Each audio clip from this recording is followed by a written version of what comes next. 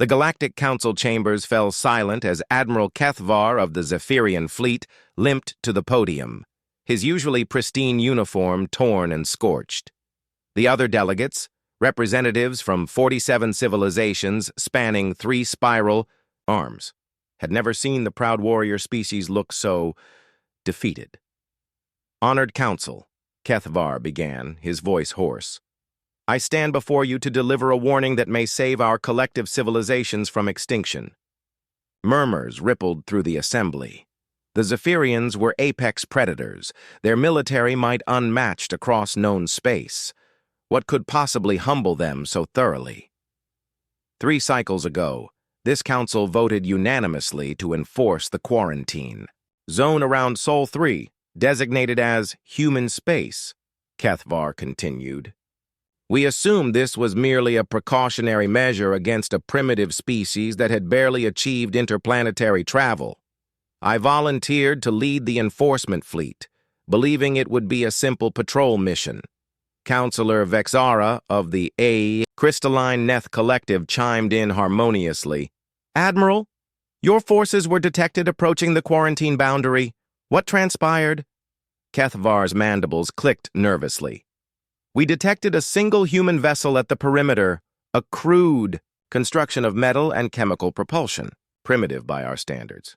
I ordered them to halt and surrender. Their response?" He paused, gathering himself. Their response was laughter. The aquatic delegate from Hydros Prime rippled with confusion. Laughter? The human captain identified himself as Jake Morrison of the Earth Defense Force. He informed us that we were trespassing in human space and should turn around before things got ugly. Kethvar's voice cracked slightly. "I have commanded fleets that have conquered star systems. This single human in his antiquated ship was threatening us." "Surely your superior firepower made quick work of them," scoffed the molten representative, his rocky form pulsing with orange heat.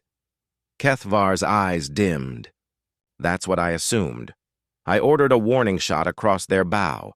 The human ship responded with impossible maneuvers. It moved like it was dancing between our plasma bolts, performing turns that should have liquefied any organic crew member. Their pilot was pulling forces that would crush our finest warriors." He activated a holographic display showing tactical recordings. The assembled delegates gasped as they watched a small, battered human vessel weaving through a barrage of fire from a massive Zephyrian dreadnought. But that wasn't the worst part. Kethvar continued. Captain Morrison hailed us again.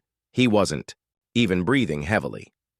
He said, "Nice try, but we learned to dogfight in gravity wells with atmosphere resistance. Your space combat is kindergarten level." Then he demonstrated. The hologram shifted to show the human ship accelerating directly toward the Zephyrian fleet. At the last possible moment, it performed a maneuver that defied physics, spinning through the formation while unleashing precise kinetic strikes that disabled 3 cruisers without destroying them. "Impossible," whispered the ethereal delegate, their gaseous form shimmering with distress. "No species can withstand such acceleration." "That's when we learned about human evolution," Kethvar said grimly. Captain Morrison explained that humans developed on a death world, a planet with crushing gravity, violent weather, predators at every turn, and natural disasters that would extinction event most civilizations. They didn't just survive, they thrived. Their bodies are biological weapons, their minds forge-hardened by constant adversity. The Admiral's claws scraped against the podium. But the individual prowess wasn't what defeated us. It was their collective response. Within minutes of our engagement, 17 more human ships appeared. Not from hyperspace. They had been hiding in the asteroid field, using primitive stealth technology we couldn't detect because we weren't looking for such crude methods. "Surely 17 ships couldn't threaten your entire fleet," Counselor Vexara chimed skeptically. "Each ship was crewed by humans like Morrison," Kethvar replied. "Pilots who treated our advanced vessels like target practice. But more importantly, they fought as one organism, No communication delays, no hesitation, no individual glory-seeking. They moved like a school of void fish, anticipating each other's actions perfectly.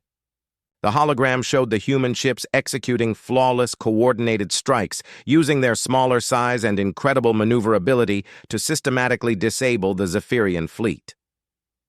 Captain Morrison hailed us one final time. Kethvar continued. He said something that haunts me.